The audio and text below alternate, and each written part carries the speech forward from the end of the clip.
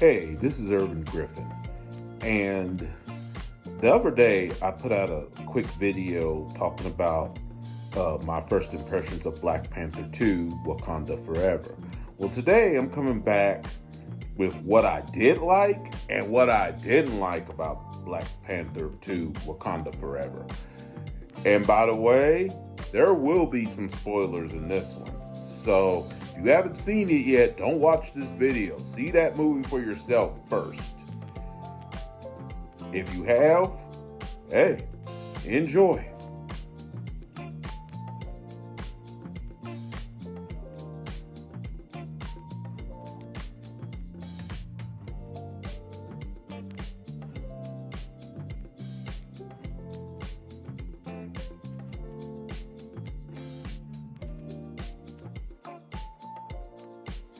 Here you see Rihanna with her man ASAP Rocky, and I just picked this picture at random. Now, what I did like was definitely the music and the musical score. As someone who's a former band member in junior high and high school, I appreciated the music, the tone it set, the way it sounded. Rihanna's song, the song from all the other artists, to the point where with the first Black Panther, I bought both its score and its commercial soundtracks. I probably will do it again with this one as well because I enjoyed the music very much.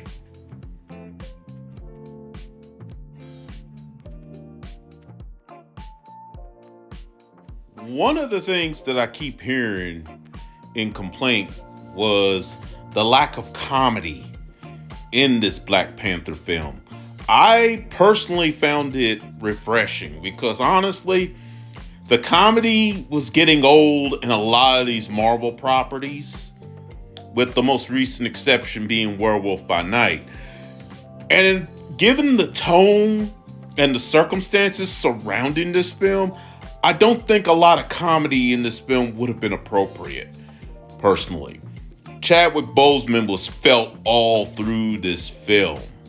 Although I would have personally preferred that if you were going to kill off T'Challa, I would have personally preferred his death not be so closely mirrored to Chadwick's. Rather, it have been something separate altogether. But the comedy cut down was appreciated. At least for me, it was. Now, as for the female presence here, the first Black Panther established that the women are a big part of the cultural makeup. Critics that are saying that it's woke, I can't agree with that. I'm sitting there listening to that and I'm thinking, wrong film or wrong TV show. See She-Hulk, Eternals, Men in Black International, Batwoman, or any recent Star Wars stuff, save like Rogue One or The Mandalorian. See those properties for that. And when the men are on the screen, they aren't downgraded. M'Baku, quite frankly, had some of the best stuff in the whole film.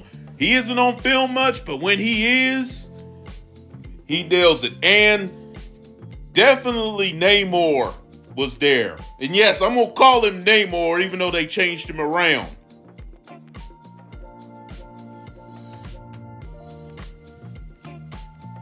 Now, here comes one of my knocks about this film.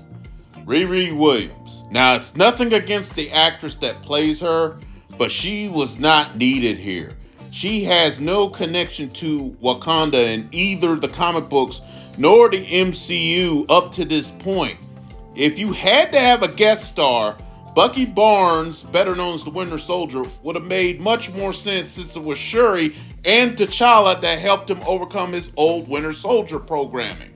Even Sam Wilson would have made more sense since his Captain America outfit was made by Wakanda and he did help defend the place once from Thanos in Avengers Infinity War. The only nice thing I will say about Riri is that at least she was kept as a secondary role, and thank God they didn't maul her after the comics, because after finding out what the comic version was like, ugh,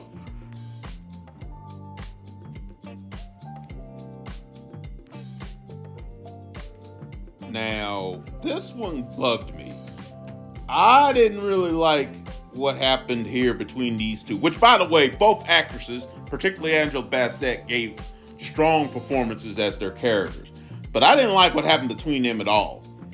While I did like seeing the Queen take a stronger role in this film than she did the previous one, I didn't like that she stripped Okoye of rank for basically doing her job and bringing up what she did in the previous film, and that was go along with being Killmonger being king when that was her freaking job. And furthermore, it was Shuri that chose to go along with Namor and his troops to spare Riri Williams' life. It's not like she let her go. It's not like Okoye let her go. I didn't like this at all. Did not like this. Did not like the way Queen Ramonda treated. I get she was mad. She just lost her son. Now she's afraid of losing her daughter. I get the emotion. But, nah. I was not feeling this. It made, and I'm going to be blunt here, it made Ramonda look like a complete, quite honestly. Even though the emotions was understandable, no, I was not feeling this at all. And let me say, the actress that played Okoye gave a pretty strong performance. Although I could have done without some of the colonizer comments and stuff. You know, enough of that already. Considering some of the past of Wakanda itself is not very clean. And it's even shown more so in this movie, may I add.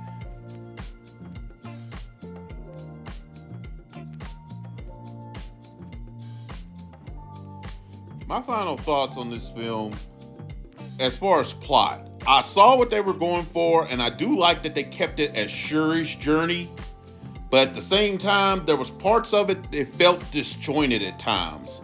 There was very good scenes in this film, but it could have been better organized.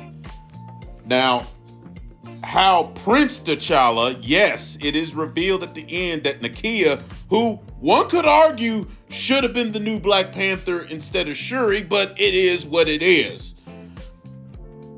Nakia and T'Challa actually had a son prior to his death. So how he was introduced, I'm not crazy about, because this seems to be a trope with Ryan Coogler, with these kids born out of wedlock. He did the same thing in the first Creed when he easily could have made Felicia Rashad the real mama rather than adopted mama. Just saying, this, not everybody black goes through that. Yeah, I'm just saying. But overall view is, while I think this film could have been better, it wasn't bad. But for those that say that it was woke, I've seen far worse than this. One reviewer that I saw even said that Thor Love and Thunder was better. All I got to say to that is whatever. At least they didn't make the memory of T'Challa a joke. He's probably being taken more seriously dead than Thor is alive. I mean, and I'm being serious. Now, quick comments on Namor, or I still call him Namor, screw it. Namor, I thought was pretty well done. I didn't like the changes too much, but it could have been a lot worse than what it was. I just wish they could have did the real Namor and not this alternate version. But as far as underwater, they did a good job with making Talokan look great and everything. It looked more interesting than Wakanda this go around. At the same time, let's be honest, Warner Brothers and Aquaman did it better. And you remember the Star Wars Phantom Menace? They even did it better. Yeah, the Gundams, whatever that Jar Jar Binks came from, even his city looked better. But then again, to be fair, we didn't have much time to see Talokan where Namor came from. But overall, I liked it. I would suggest somebody see it before you make an opinion.